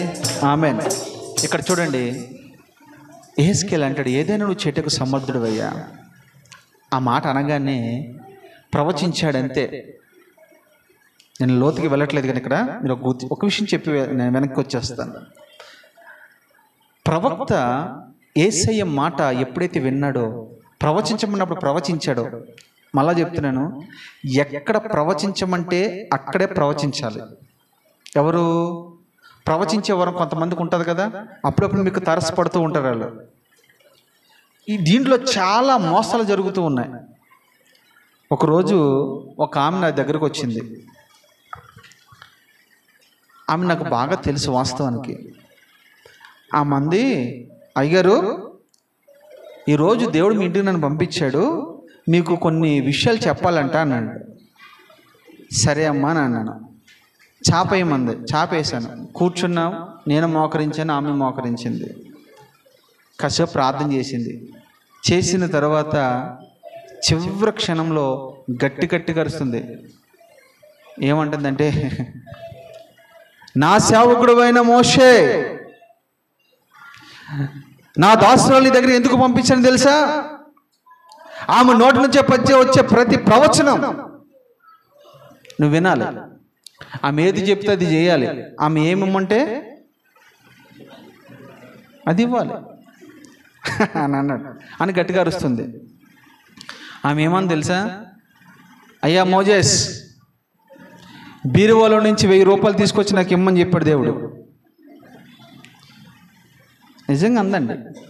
అన్న తర్వాత కొన్ని విషయాలు చెప్పింది, ప్రార్థన చేసింది, లేచింది, కూర్చుంది. నేను కూడా కూర్చున్నా. నేనేం మాట్లాడట్లా. ఆమంటుంది, ఇదేంటండి ఏం మాట్లాడతలేదేంటి మనిషి అనుకుంటుంది ఆమె. నేను అన్నాను, ఏం మాట్లాడకుండా అలాగే ఉన్నాను. సరే అమ్మ వెళ్ళి రమ్మని 100 చెప్తున్నాను నేను. అదేందయ్యా దేవుడు నీతో మాట్లాడలేదా? ఏమో నాకు వినపడలేదమ్మా అన్నాను. నీతో మాట్లాడలేదంటే నాకేం వినపడలేదమ్మా అన్నా. అప్పుడు ఆమె అంటుంది, మాట్లాడాడయ్యా, నువ్వు వినపడలేదా ఏంటి నీకు అంటుంది. ఇక సీరియస్ అయిపోతుంది ఆమె. నాకు నిజంగా వినపడలేదమ్మా, ఏం మాట్లాడాడు చెప్పమ్మా అంటుంది. నేను 1000 రూపాయలు ఇమ్మనలేదా దేవుడు అన్నది. ఏమోనమ్మా 1000 రూపాయలు డబ్బులు అంటే నాకు వినపడదమ్మా మామూలుగా అన్నాను. వేరే విషయాలు వినపడతాయి కానీ ఈ విషయాలు వినపడవని చెప్పిన. అప్పుడు లేచిన తర్వాత ఆంటీ కూడా చెప్పాను, ఆంటీ ఏదైనా కష్టపడి పని చేసుకో, 4 రూపాయలు సంపాదించుకో. ఈ భక్తి అనే ముసుగులో, ప్రవచనం అనే వరంతో దేవుణ్ణి మోసం చేస్తున్నాం, ప్రజల్ని మోసం చేస్తున్నాం. ఒక రోజున చాలా ప్రమాదానికి గురవుతే జాగ్రత్త. ప్రార్థన చేసుకో, ఒక నమ్మకంగా సేవకుడి దగ్గర ఉండు. నువ్వు 3 పూట్ల ఫుడ్ దొరికిద్ది అని చెప్పాను. ఆ రోజు నుంచి ఈ రోజు వరకు ఆమె నాకు కనపడితే వెళ్ళిపోయింది. ఇలాగ మీ దగ్గర అప్పుడప్పుడు కొంతమంది వస్తూ ఉంటారు. ఇలాంటి వాళ్ళు, అలాంటి వాళ్ళు పొరపాటున మీ ఇంటికి రానియొద్దు. ప్రవచనం వరం లేదు, ఏ వరం లేదు. ఒకవేళ దేవుడు నీతో మాట్లాడితే వాక్యం ద్వారా మాట్లాడతాడు, లేదా కళ ద్వారా మాట్లాడతాడు, లేదా దర్శనం ద్వారా మాట్లాడతాడు. ఈ 3 మీకు బాగా గుర్తు. మోసపోవద్దు ఎక్కడ. ఎహెజ్కేలు ప్రవచించిన తర్వాత ఎండిపోయిన ఎముకలన్నీ కూడా ఒక చోటకు వచ్చి ఒక మనిషిలాగా తయారయ్యి, మాంసము పొదిగించబడి, నరాలు ఏర్పరచబడి, రక్తము దాంట్లో ఏరులే పారుతూ ఒక మనిషి రూపానికి వచ్చేసారు. దేవుని మాటలు అంత శక్తి ఉందండి. ఆయన ఏదైనా చేయటకు సమర్థుడు నా దేవుడు. ఎందుకు ఈ విషయాలు చెప్తూ ఉన్నానంటే, ఇక్కడ అబ్రహాముకి దేవుడు ఏదైనా చేయగలడు కదా. కరువు రాగానే విశ్వాసం వైదొలిగిపోయింది, ప్రార్థన వైదొలిగిపోయింది. ఇప్పుడు తన సొంత నిర్ణయం తీసుకుని ఎక్కడికి వెళ్తున్నాడో తెలుసా? ఐగుప్తుకు వెళ్తున్నాడు. మార్గం మంచిది కాదు, ఆలోచన మంచిది కాదు, తను ఎన్నుకునే మార్గం అసలు మంచిది కానే కాదు, తను తీసుకునే నిర్ణయము మంచిది కానే కాదు. వెళ్ళిపోతూ ఉన్నాడు. వెళ్ళిపోయిన తర్వాత అక్కడ ఏం జరిగింది తెలుసా? చదువు మాట.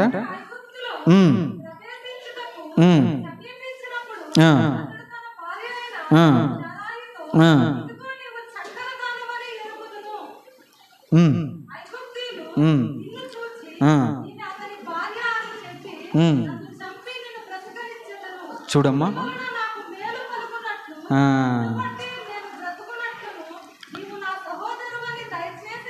చాలు. ఇక్కడ చూడండి, ఎందుకు ఇన్ని అబద్ధాలు అడవాల్సి వచ్చింది? ఐగుప్తు నేను ఎవడు వెళ్ళమన్నాడు? అక్కడికి వెళ్ళాడు. వెళ్ళిన తర్వాత తన భార్య, అంటే అప్పటికి షారా వయసు మేబీ నాకు తెలిసి 85 సంవత్సరాలు ఉండొచ్చు. 85 సంవత్సరాల్లో ఉన్న ముసలిదంటామా మనము, పొడిచిదందామా? అబ్బాయి ఈ ముసలిదంట ఎంత అందంగా ఉందంటే, నిజంగా ఆమె చాలా అందగత్తంట. ఆమె అందాన్ని అప్పటికే ఐగుప్తులు చూసి పొగుడుతూ ఉన్నారు. అయ్యా, మన దేశానికి ఒక అందగత్త వచ్చింది, పిలవమంటారా అంటే ఈడన్నాడు, పిలిచిరారండి అన్నాడు. పిలిచికెళ్ళిన తర్వాత ఇవన్నీ కార్యక్రమాలు జరిగినాయి, కానీ పొరపాటున షారాను ముట్టుకోవడం లేదు. మనోడు తప్పుడు ఆలోచన తీసుకుని తప్పుడు నిర్ణయం తీసుకుని ఒకవేళ ఐగుప్తుకి వెళ్ళాడేమో, కానీ దేవుడు మాత్రము ఆ వ్యక్తిని విడిచిపెట్టలేదండి. ఒక్కొక్కసారి మనము తప్పుడు అడుగులు వేస్తూ ఉంటాం, తప్పుడు ఆలోచనలు తీసుకుంటూ ఉంటాం, తప్పుడు మార్గంలోకి వెళ్ళిపోతాం. అయినా కానీ తండ్రి ప్రేమ కదండి. తప్పిపోయిన కుమారుడు ఆస్తి అంతా ఖర్చు పెట్టేసినా కానీ చెప్పండి, తిరిగి వచ్చినప్పుడు ఏం చేశాడు తండ్రి? ఇలాగ హత్తుకున్నాడు. ఈ తండ్రికి అంత ప్రేమ ఉంటే పరలోకపు తండ్రికి ఇంకెంత ప్రేమ ఉంటుంది? నిన్ను నన్ను ఇంకా క్షమిస్తూనే క్షమిస్తూనే క్షమిస్తూనే. నిజం చెప్పంటారు మీకు, ఒకవేళ ఆయన మనం క్షమించకపోతే ఈ భూమి మీద మనం ఉండేవారం కానే కాదు. అనుక్షణము అనుదినము నిన్ను నన్ను ఆయన క్షమిస్తూనే ఉన్నాడు. ఏదో ఒక విషయంలో ఆయన గాయాలు మనం రేపుతూనే ఉన్నాం. యూదులైతే ఒక్కసారి ఆయన సిలువ వేశారేమో కానీ నీవు నేను రోజు రోజుకి మన సిలువ వేస్తూనే ఉన్నాం, రోజు సిలువ వేస్తూనే ఉన్నాం. ఆయన గాయాలు మనం రేపుతూనే ఉన్నాం. పక్షిరాజు తన గూడుని రేపినట్లుగా అనుక్షణము యేసుక్రీస్తు ప్రభు యొక్క గాయాలను మనమందరం రేపుతూనే ఉన్నాం. అయినా కానీ తల్లి ప్రేమ తండ్రి ప్రేమ ఎలాగుంటుందంటే, ఒకవేళ మనకి గాయమే ఉన్నా, మీకు ఇంకా అర్థం కావడానికి చెప్తాను. అప్పుడే డెలివరీ అయిందండి, ఒక పాప బాబు పుట్టాడు. ఈలోగా 1 సంవత్సరం బాబు ఉంటాడు. ఈ బాబు వచ్చి ఆ తల్లి మీద పడి, తెలియదు కదా పాపం, తెలియక తన్నుతూ ఉంటాడు, గిచ్చుతూ ఉంటాడు, మీద పడుతూ ఉంటాడు. ఆ తల్లి పచ్చి దేహంతో ఉంటుంది కదా, అయినా కానీ ఏం బాధపడకుండా ఓర్చుకుంటూ ఉంటుంది, భరించుకుంటూ ఉంటుంది. అందుకని యేసుక్రీస్తు ప్రభు అంటాడు, మీ పాప భారములన్నీ కూడా నేను భరిస్తూ ఉన్నాను. ఎక్కడ? సిలువ మీద.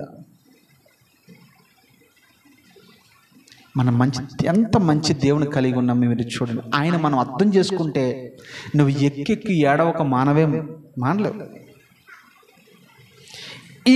ఆయన కాదని ఇప్పుడు ఆయన మాటను అందిపించుకుని బయటకు వచ్చాడు. ఎవరు? అవునా కదా? అబ్రహాం ఎలా బయటకు వచ్చాడు చెప్పండి? ఆయన మాట మీద విశ్వాసం ఉంచి కదా బయటకు వచ్చాడు. విశ్వాసం కొన్ని రోజులు అయిన తర్వాత, సీనియారిటీ వచ్చిన తర్వాత మన సొంత నిర్ణయాలు తీసుకుంటాం. ఇక్కడ నీకు తెలుసా, నువ్వు ఎప్పుడు కూడా పసిపిల్లవాడివా ఏ విషయంలో? ఆత్మీయతలో. నువ్వు ఎంత ఉన్నతమైన సీనియారిటీ నీకున్నా సేవకుడి దగ్గరికి వచ్చి ప్రతి సలహా నువ్వు అడగాలి. అన్నా ఇలా చేయాలనుకుంటున్నావు, చేయమంటారా వద్దా అని సేవకుడిని అడగాలి.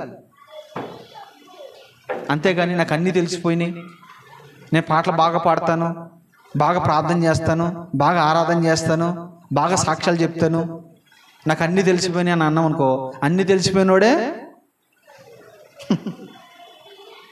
అన్నీ తెలిసినోడికి ఎక్కువ ఉంటాయి. ఏమీ తెలియనోడు క్షమించబడతాడు, ఏమీ తెలియనోడే హ్యాపీగా ఉంటాడు.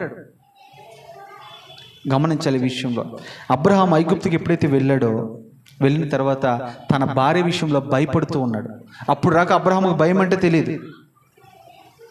ఎందుకు భయపడుతున్నాడు? ఇక్కడ ఐగుప్తులు మంచివాళ్ళు కాదు, నా భార్యను ఎక్కడైతే చూసి కన్నేసి నా భార్యను తన వారికి చేసుకుని నన్ను ఎక్కడ చంపుతారని భయపడుతూ ఉన్నాడు. అంటే ఇక్కడ కరువు యేసుక్రీస్తు ప్రభులో నుంచి, విశ్వాసంలో నుంచి అబ్రహామును చెప్పండి వేరు చేసేసింది. మనల్ని కూడా దేవుని మందిరానికి చాలా పరిస్థితులు వేరు చేస్తూ ఉంటాయి. మీరు గమనించండి. నువ్వే అప్పు చేసుకుంటావు, నువ్వే అప్పు చేసుకుని అప్పులు తీర్చలేక దేవుడి మీద నిందలేస్తావు. అవునా కదా? మనం అప్పు చేసుకుని ఆయన మీద నిందలేసి మళ్ళీ పాస్టర్ గారికి చెప్తే పాస్టర్ గారు ప్రార్థన చేశారనుకో, అప్పులు తీరలేదనుకో, పాస్టర్ గారు ప్రార్థన చేసినా యేసయ్య ప్రార్థన చేసినా నీ అప్పులు తీరవు. ఇది వాస్తవం. ఇది గుర్తుపెట్టుకోవాలి మీరు విషయాలు. దానికి ఆత్మీయతకు ముడియట్టొద్దు. వాడెవడు ఈ మధ్యకాలంలో కూడా అన్నాడు, మా అమ్మ బాగా పరిచర్య చేసేదండి, సేవకులకు బాగా భోజనాలు పెట్టేదండి, అన్నీ బాగా చేసేదండి, కానీ మా అమ్మ కరోనా టైంలో చనిపోయినప్పుడు పాస్టర్ గారు రాలేదండి, అందుకని నాకు కోపం వచ్చి నేను అందులోంచి వైద్యులకు పోయి అన్యురాలు పెళ్లి చేసేసుకున్నాను అన్నాడు. చూసారు ఎంత విడ్డూరం ఉంది? వాళ్ళ అమ్మ చనిపోయిందంట, పాస్టర్ గారు రాలేదంట, పాస్టర్ గారు మీద అడిగి ఏం చేశాడు? బయటకు వచ్చేసి అన్యురాలు పెళ్లి చేసుకున్నాడు. ఇది దేవుడి మీద మనము నిందలు వేయకూడదండి, జాగ్రత్త. ఇక్కడ అబ్రహాం ఈ పరిస్థితులకు రావడానికి కారణం ఏంటంటే, దేవుని మాటకి విధేయత చూపినోడే కానీ, లోబడినోడే కానీ, తగ్గింపు జీవితం కలిగిన వాడే కానీ ఐగుప్తుకు వెళ్ళినప్పుడు యేసయ్యతో ఒక్క మాట కూడా చెప్పలేదు. అంటే కరువు ఆ వ్యక్తిని ఆ స్థితిలోకి నెట్టివేసింది. అక్కడ కాపురం. రెండో వ్యక్తి కూడా చూడండి, అది ఆదికాండము 12:11.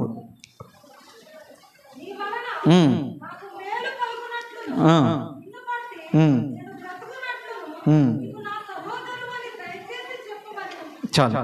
ఇక్కడ తన సహోదరుని చెప్పమని చెప్తున్నాడు. రెండోదిగా మీరు చూస్తే ఇదే లోతు కూడా ఇక్కడే ఉంటాడు. లోతు ఏం చేశాడు చెప్పండి? మీరేం రిప్లై చూడొద్దు ఇక. దాని తర్వాత నెక్స్ట్ ఇవే ఉంటాయి. ఎప్పుడైతే అబ్రహాముని విడిచిపెట్టి వేరే అయిపోయాడో, వీళ్ళిద్దరిని వేరు చేసింది ఏది చెప్పండి ఇక్కడ? అది డబ్బు వేరు చేసింది. అన్నదమ్ములు వేరు చేసేది ఏది? తల్లిదండ్రులు వేరు చేసేది ఏది? ఆస్తే కదా. తప్పిపోయిన కుమారుడు ఏ విషయంలో వెళ్ళిపోయాడు? ఈ ఆస్తి వాళ్ళకి ఎక్కువైన తర్వాత వాళ్ళు ఏమైపోయారంటే వేరుపడ్డారు. నీవు నేను కూడా ప్రారంభంలో భక్తి ఎక్కువ శాతం ఎవరు చేస్తారయ్యానంటే, మళ్ళీ రాసి పెట్టుకోండి మీరు ఈ మాట, విలువైన మాట చెప్తాను మీకు ఇప్పుడు. భక్తి అనేది ఎక్కువగా ఎవరు చేస్తారంటే న్యూట్రల్గా ఉన్న వ్యక్తులే చేస్తారు. అలాగనే ధనవంతులు చేయరని కాదు, ఉంటారు కొంతమంది అందులో కాదంట్లా. కానీ ఎక్కువ శాతం చేసేది ఎవరంటే పేదవాళ్ళే. డబ్బు మీద ఆశ లేనివాడే ఎక్కువ ఆత్మీయ జీవితం చేస్తాడు. లోకం మీద ఆశ లేనివాడు ఎక్కువ ఆత్మీయ జీవితం చేస్తాడు. ఎందుకు ఈ విషయాలు మీకు చెప్తూ ఉన్నానంటే, నువ్వు ఒక కాస్త దేవుడు నిన్ను కనికరించి సేవకుడు ప్రార్థన ద్వారా నీకు ప్రమోషనో ఇంక్రిమెంటో లేకపోతే జీతం పెరగటమో చేశాడు అని అనుకో. 10,000 ఉన్నప్పుడు నువ్వు 10,000 జీతం తీసుకున్నప్పుడు నీ దగ్గర ఉన్న ప్రార్థన జీవితము, నీకున్న విశ్వాసము, దేవుని పట్ల ఉన్న భయభక్తుల జీవితము, సేవకుడికి గౌరవించే విధానము దాని తర్వాత ఉంటుందా? 30,000 జీతానికి వెళ్ళినప్పుడు ఉంటుందా? చెప్పండి మా తలల పైకి వెళ్తే చెప్పాలి మీరు ఈ విషయం. 10,000 జీతం ఉన్నప్పుడు ఉన్న భక్తి 50,000 జీతానికి వెళ్ళినప్పుడు ఉంటుందా? ఉండదు. ఎందుకు ఉండదు? అప్పుడు నువ్వు నీ డబ్బు మీద ఆధారపడతావు, నీ బలం మీద ఆధారపడతావు, నీ జ్ఞానం మీద, నువ్వు బుద్ధి మీద, నీ తెలివితేటల మీద నువ్వు ఆధారపడుతూ ఉంటావు. దేవుడు ఉన్నా లేకపోతే నాకేంటి, ఇక నేను ఈ స్థితిలో ఉన్నాను. ఇలాగే విరవిగాడు ఒక ఆయన, సింహాసనాన్ని దించి గడ్డి తినిపించాడు నెబుకద్నెజర్ని. సౌలు విరవిగాడు, సౌలు సింహాసనం దించి ఏం చేయాడు చెప్పండి?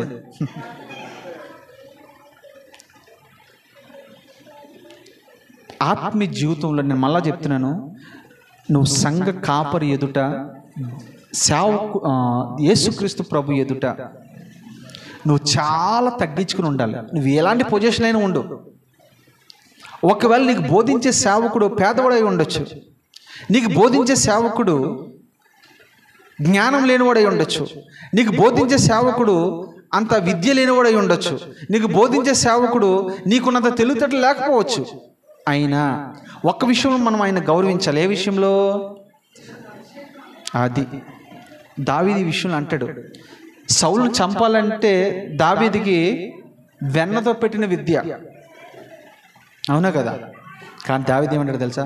యెహోవా చేత అభిషేకించబడిన వాడిని ముట్టకూడదు అని అంటాడు. ముట్టకూడదు, జస్ట్ అట్లా టచ్ చేయకూడదట. కానీ మనకు తెలియని పరిస్థితి ఏంటంటే, మన వాళ్ళు చాలామంది సేవకుల మీద సనుక్కుంటారు, గొనుక్కుంటారు, తిట్టుకుంటారు, ఏదేదో చేస్తారు. ఇక కొడతాం ఒకటి, కొంతమంది కొడతారు అనుకోండి, అది కూడా ఉంది మీకు తెలుసు. సేవకులు ముందేమో సేవకురాలను ఏమంటారు తెలుసా? ముందేమో అక్క అక్క అంటారు, తర్వాత ఇంటికి వెళ్ళిన తర్వాత కుక్క అంటారు. ఇవన్నీ మేము పడ్డామండి, మాకు తెలుసు, కాదు మేము చెప్తలేదు. కానీ అన్న అన్న అంటారు, తర్వాత దొన్న అంటారు. నిజంగా చెప్తున్నానమ్మా, సేవకులు ఎన్నో మాటలు మాట్లాడు, కానీ సేవకుని అన్నప్పుడు మాకు అన్నీ వినపడుతూ ఉంటాయి, మీకు తెలీదు. మీ ఇంట్లో మీరు ఏం మాట్లాడుకున్నా మేము వింటాం, అది మీకు తెలుసో తెలీదు. అవునంటారు కాదంటారు ఈ విషయంలో? ఎలా తెలుసు నాకు? దేవుడు తన ఆత్మ ద్వారా నాకు అన్ని విషయాలు చెప్తాడు. నాకే కాదు, దేవుని చేత నడిపించబడిన ప్రతి ఒక్కరికి అన్ని విషయాలు తెలుస్తాయి. ఇక్కడ కూర్చున్న వాళ్ళు అందరి స్వభావాలు నేను చెప్పగలను.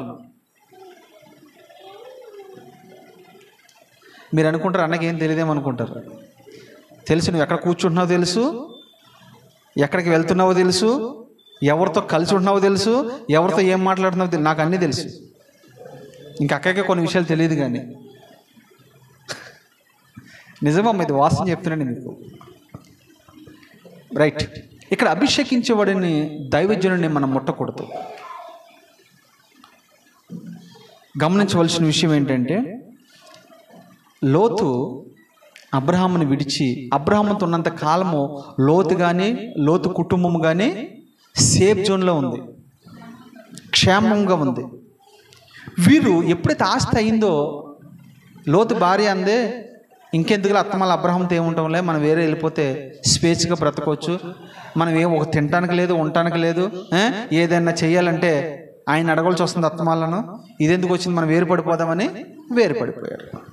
వేరుపడిన తర్వాత వీళ్ళు ఏ మార్గాన్ని ఎన్నుకున్నారో తెలుసా? వీళ్ళు ఏ మార్గం అది? సొదొమ గొమొర్రా. అప్పుడు ఎలా కనపడుతుందంటే ఈయనకి, ఎందుకు కనపడుతుంది పచ్చగా? అది చూడండి, యెహోవా తోట వలెను, ఐగుప్తు దేశము వలెను, మళ్ళా చూడు నీళ్లు పారు దేశము వలెను, అది కనపడుతుందంట.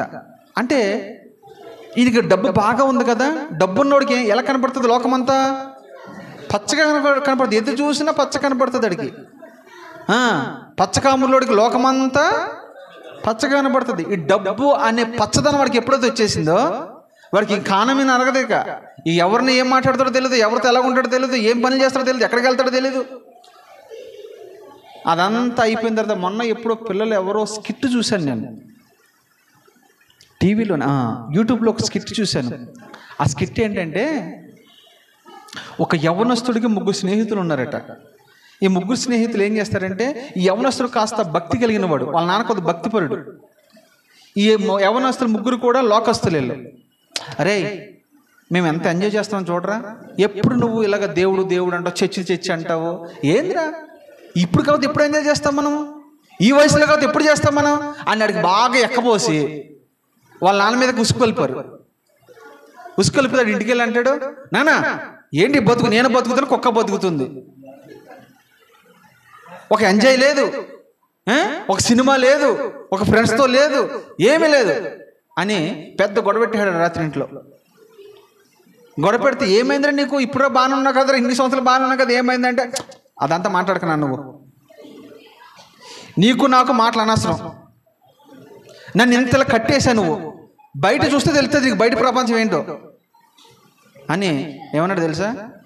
నా ఆస్తి నాకు ఇచ్చే, నా ఓట నాకు ఇచ్చే, నేను పోతా, నేను ఎలాగైనా బతుకుతా, నా తెలివితేటలు ఏంటి చూపిస్తాను నీకు అని గొడవాడి ఆస్తి తీసుకుని పోయాడు. పోయిన తర్వాత వాళ్ళు అన్నారు, బాయ్ మామా అన్నాడు ఒకడు. ఈడెప్పుడు పిల్లలు ఇచ్చాడు నాకు తెలియదు కానీ, మామ అంటాడు ఒకడు, బావ అంటాడు ఒకడు, రకరకాల భాషలు. ఒకడు మచ్చ అంటాడు. మచ్చ అంటే తెలుసు కదా మీకు, మామనే కదా, మచ్చ అంటే మామ తమిళ్లో. ఇలా రకరకాలుగా ఉంటారు వాళ్ళు. వాళ్ళు ఏం చేశారంటే, ఈ ఆస్తి తీసుకొచ్చిందంటే క్లబ్కి వెళ్ళారు, పబ్కి వెళ్ళారు, బార్కి వెళ్ళారు, సినిమాలకి వెళ్ళారు, యూటీకి ఎన్నెన్నోకి వెళ్ళారు. డబ్బు అంతా ఖర్చు అయిపోయింది. ఖర్చు అయిపోయిన తర్వాత వాళ్ళ చివరికి అన్నారు, రే ఇక్కడే ఉండు, మేము వస్తాము, చిన్న పని ఉందని వెళ్ళి ఆయన అక్కడే విడిచిపెట్టేశారు. తర్వాత ఎక్కి ఏడ్చి తండ్రి ఇంటికి వచ్చాడు. మళ్ళా ఎందుకు విషయాలు మీకు చెప్తూ ఉన్నానంటే, నీ ఆత్మీయ జీవితం చాలా జాగ్రత్తగా ఖర్చు పెట్టుకోవాలి. భక్తిపరులు ఎప్పుడు సహవాసాన్ని విడిచిపెట్టకూడదు. ప్రార్థన జీవితం కలిగిన సహవాసాన్ని ఎప్పుడు విడిచిపెట్టకూడదు. ఆత్మ సంబంధమైన దైవజనుడిని, ఆత్మ సంబంధమైన సంఘాన్ని, ఆత్మ సంబంధమైన వారిని మనం ఎప్పుడు విడిచిపెట్టకూడదు. నేను దేవుని దగ్గర ఒకటి నేర్చుకున్న ప్రభు దగ్గర ఏంటి తెలుసా, నాకంటే ఆత్మీయులు కొరకు నేను ఎదురు చూస్తూ ఉంటాను. నాకు తెలిసిన దానికంటే నేను ఎవరితో స్నేహం చేస్తానో వాళ్ళకి 100 రెట్లు తెలవాలి. అలాంటి వాళ్ళతో సహవాసం చేస్తాను నేను, ఎందుకంటే వాళ్ళ దగ్గర కొన్ని విషయాలు నేను నేర్చుకుంటాను. అంతేగా నీకంటే దిగజారిపోయినతో మీరు సహవాసం చేయొద్దు, అప్పుడు ఉన్నది కూడా పోదు. మెట్టుకి లోతు కన్నులకి అది ఏదేని తోటలా కనపడిందంట. కారణం ఏంటంటే డబ్బు. యెహోవా తోట వల్ల కనపడింది అంటాడికి. చివరికి చూశాడు, వెళ్ళిపోయి అక్కడ ఈ మాట మీకు ఎందుకు తీసుకొచ్చే ప్రస్తావన అంటే, సొదొమ గొమొర్రాలో లోతు కుటుంబము కాపురము చేస్తుంది. కాపురం అన్న మాట గురించి మీకు చెప్తూ ఉన్నాను. ఏది వెళ్ళి చూసొట్టం కాదు. అసలు సొదొమ గొమొర్రా అంటే భయంకరమైన దేశం అది. ఒక ప్రక్కన ఐగుప్తు ఎలాగో దానికంటే ప్రమాదకరమైనది ఇది. ఇక్కడ ఎంత ప్రమాదకరమైన దేశం అంటే ఇది, స్త్రీలే పెళ్లి చేసుకుంటారు, పురుషులే పెళ్లి చేసుకుంటారు. ఇక్కడ చిన్నతనం నుంచి చెడిపోయారు వాళ్ళు. ఒకసారి దేవదూత వస్తే దేవదూతతోనే పాపం చేయాలనుకుంటారు వాళ్ళు. అలాంటి పరిస్థితి. అలాంటి దిక్కున ఈ లోతు వెళ్ళి కాపురం ఉంటూ ఉన్నాడు. కాకపోతే లోతు నీతిమంతుడేనండి. ప్రభావాలు లేదా పరిస్థితులు అలాగా దూరం చేసినాయి, కానీ లోతు నీతిమంతుడే. మెట్లుకు దేవదూత వచ్చి, అయ్యా ఈ సొదొమ గొమొర్రా నేను నాశనం చేయబోతున్నాను, ఇక్కడి నుంచి మీరు బయటికి వెళ్ళిపోండి అంటే ఇంకా తడువు చేస్తూ ఉన్నారంట. ఆ సమయంలో కూడా లోతు భార్య అల్లులు వెతుక్కుంటున్నారంట. ఏం వెతుక్కుంటున్నారు? అది ఇక్కడ ప్రమాదం ముంచుకొస్తుందిరా బాబు, అగ్నితో కాల్చివేస్తున్నాడు దేవుడు, ఇది మొత్తం నాశనం అయిపోతుంది, మీరు త్వరగా బయటపడండి అంటే లోతు అల్లులు వెతుక్కుంటాడంటే. అక్కడ అల్లులు వెతుకునే సమయం అండి అది. గెహాజీతో ఎలీషా ఒక మాట అంటాడు, వెళ్ళి ఆ కుష్ఠుడి దగ్గరికి వెళ్ళి డబ్బు తెచ్చుకుంటాడు. ఎవరా కుష్ఠుడు? నయమాను అనే కుష్ఠరోగి దగ్గరికి వెళ్ళి కుష్టి పోయిన తర్వాత ఆ డబ్బు తెచ్చుకుని చేస్తే ఎలీషా అంటాడు, అయ్యా గెహాజీ, ధనం సంపాదించుకోవడానికి ఇది సమయమా? ఇది సమయం అని అడిగాడు. మీరు చెప్పండి, ఈ కడవరి దినాల్లో, అంత్య దినంలో, ప్రభు రాకడలో మనం ఉన్నాం. ఇప్పుడు మనం ఏం సంపాదించుకోవాలి? భక్తిని సంపాదించుకుందామా, లోకాన్ని సంపాదించుకుందామా? చెప్పండి, ఏది సంపాదించుకుందాం మనము? అపోస్తలుడైన పౌలు ఏం సంపాదించుకున్నాడు? అది గుర్తుపెట్టుకోండి అన్నమాట. అపోస్తలుడైన పౌలులో ఉన్న గొప్పతనం ఏంటో తెలుసా? నేను క్రీస్తును సంపాదించుకున్నాను.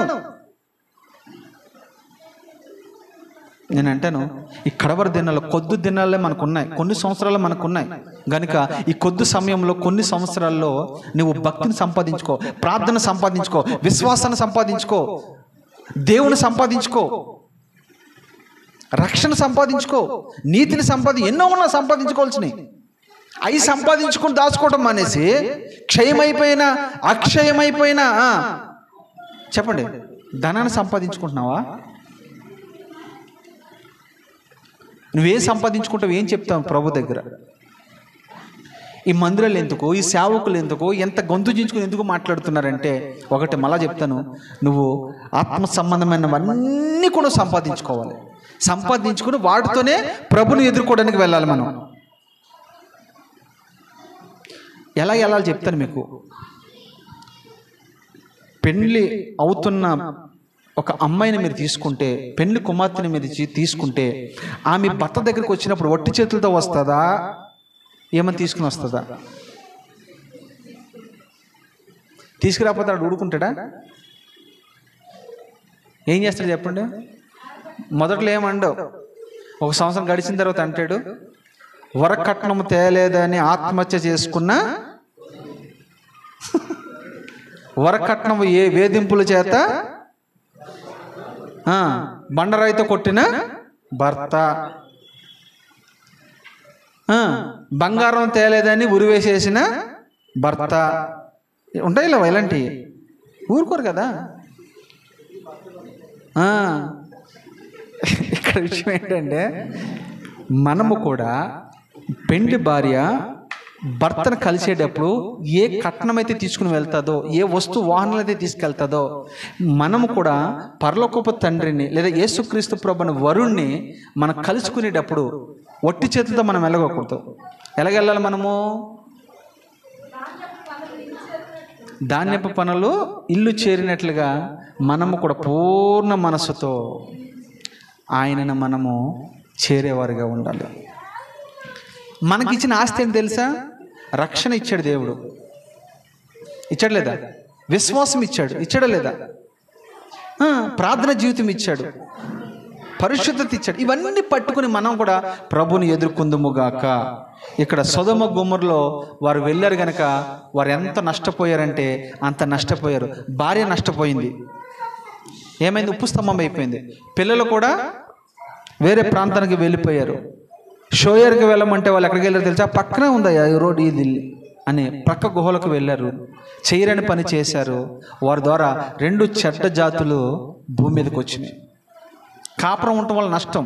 అక్కడేమో అబ్రహాముకి నష్టము, ఇక్కడేమో లోతుకి నష్టం.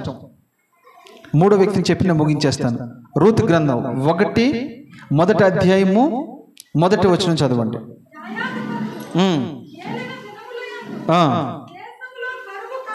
ఇక్కడ కూడా కరువు వచ్చిందంట.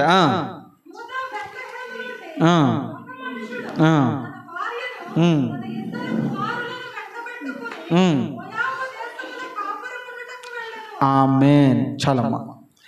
వీరు ఎక్కడ నివసించేవారంటే వాస్తవానికి యోదా బెత్లెహేములో. యోదా అంటే స్తుతించడం అని అర్థం. బెత్లెహేమ్ అంటే రొట్టెల ఇల్లు లేదా మాంసపు ఇల్లు అని అర్థం, లేదా దేవుని ఇల్లు అని అర్థం. దేవుని ఇంటిని విడిచిపెట్టి, స్తుతించే అనుభవాన్ని విడిచిపెట్టి కరువు రాగానే వీళ్ళు ఎక్కడికి బయలుదేరారు? మోయాబుకి వెళ్తున్నారు. మోయాబు అని అంటే అది ఒక విగ్రహారాధనకు పుట్టినిల్లు, అన్య దేశం అది. అక్కడికి వెళ్ళిపోయారు. వెళ్ళి పోనీ ఏదో 10 రోజులు పనిచేసి వస్తారంట కాదు, వెళ్ళిపోయి అక్కడ కూడా వీళ్ళు కాపురం ఉన్నారట. కాపురం ఉండి ఏం జరిగిందో తెలుసా? ఎప్పుడైతే వీళ్ళు కాపురం ఉన్నారో భర్త చనిపోయాడు. ఎప్పుడైతే వారు కాపురం ఉన్నారో 2 కుమారులు చనిపోయారు. 3 కూడా భర్త లేని వారుగా మార్చబడ్డారు. ఎంతో నష్టం, ఆస్తి నష్టం, ప్రాణ నష్టం, ఎంతో నష్టం కలిగింది వాళ్ళకి. కారణం ఏంటి తెలుసా? వీరు బెత్లెహేమును విడిచిపెట్టడం వల్ల. చూడండి, వాళ్ళ మార్గం మంచిది కాదండి. మళ్ళీ చెప్తున్నాను, తీసుకున్న నిర్ణయాలు మంచివి కాదు. నేను ముగిస్తూ ఉన్నాను. నా 2 చేతులు జోడించి మీకు చెప్తున్న మాట ఏంటంటే, మీకు ఎలాంటి కరువు వచ్చినా, ఎలాంటి ఇబ్బందులు వచ్చినా, ఎలాంటి శ్రమలు వచ్చినా, ఎలాంటి నిందలు వచ్చినా, ఎలాంటి పరిస్థితులు మీకు వచ్చినా దేవుని మందిరాన్ని మాత్రం మీరు విడిచిపెట్టొద్దు. దేవుని మాత్రం మీరు విడిచిపెట్టొద్దు. మీ విశ్వాసాన్ని మీరు విడిచిపెట్టొద్దు. మీ ప్రార్థన జీవితాన్ని మీరు విడిచిపెట్టొద్దు. అదే అపోస్తలుడైన పౌలు అంటాడు కదా, కరువైనను, ఖడ్గమైనను, ఉపద్రవమైనను, ఆకలి దప్పులైనను, వస్త్రహీనతైనను క్రీస్తు ప్రేమ నుండి ఇవేవి నన్ను ఎడబాపలేదు. Paul is the role model.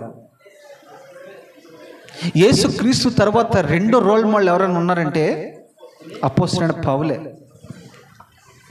ఆయన మన రోల్ మోడల్గా తీసుకోవాలి. ఇవేవి కూడా ఆయన ప్రభు నుండి, ఒకవేళ అప్పులు ఎక్కువైపోయి ఇబ్బందులు పడి నువ్వు దేవుని సన్నిధి దూరం అయ్యావనుకో, నెక్స్ట్ చాలామంది జీవితాలు జరిగేది ఏంటి తెలుసా? ఆత్మహత్య. ఆ ప్రజలకు తట్టుకోలేక వాళ్ళు ఆత్మహత్య చేసుకుంటారు. ఆ ప్రజలు తట్టుకోలేక ఊరు విడిచి వెళ్ళిపోతారు. ఆ ప్రజలు తట్టుకోలేక చాలామంది కుంగి కుషించిపోతూ ఉంటారు. కానీ అలాంటప్పుడే నువ్వు రావాల్సిన స్థలం ఏది తెలుసా? దేవుని మందిరం ఒకటే. దేవుని మందిరము ప్రతి సమస్యకి పరిష్కారం. నీ ఎలాంటి సమస్య ఉన్నా ఆ సమస్యలన్నింటికి కూడా దేవుని మందిరం పరిష్కారం అని ప్రభు పేట మీకు మనవి చేస్తున్నాడు. ప్రభు అదే అంటాడు, కీర్తనకారుడు అదే అంటాడు, నా మందిరంలో పర్వతంలో సైతము మైనమ్మ వలె కరిగిపోతూ ఉన్నాయి. పర్వతం లాంటి సమస్యలకి ఏదున్నా దేవుని మందిరంలో మోకరించి ప్రార్థన చేయి. సంఘంతో ప్రార్థన చేయించుకో, సేవకులతో ప్రార్థన చేయించుకో, నీ సమస్యలన్నీ తీరిపోవును గాక. ఈ కొద్ది మాటలు నా దేవుడు దీవించి ఆశీర్వదించి మన వినుకుల్లో స్థిరపరచును గాక. ఆమేన్, ఆమేన్. అందరు కళ్ళు మూసుకుందాం.